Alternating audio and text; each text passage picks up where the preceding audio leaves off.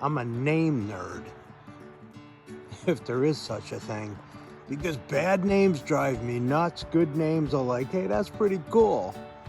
I like this one. This is Cercis canadensis vanilla twist. Actually, Cercis cross vanilla twist. There's some different parentage in this. Covey is the weeping red bud right behind it. And then Royal White is the white involved in this. So it's a red bud where there seems to be an awful lot of work going on.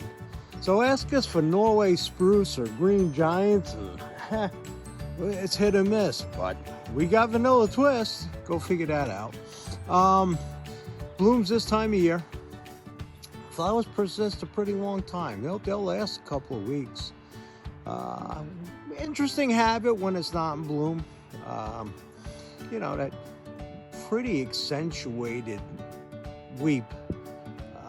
It's real pronounced.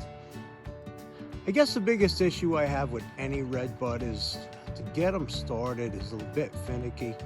Once they're established, I've seen native red bud planted in our area that are 20, 25 feet.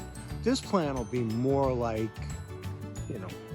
12, 15 feet, somewhere around there, close up on the flowers. I am a lousy cameraman.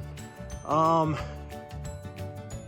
15 feet, probably 8 to 10 feet wide. Well-drained soil, will tolerate some shade. The only issue you will have with deer is rubbing, if in fact that is an issue with this plant. They don't really eat it. Fall color's yellow. It's okay, it's not phenomenal, but it's a pretty novel plant. So Cercis canadensis, Cercis cross vanilla twist, good name. Maybe you plant one for the name.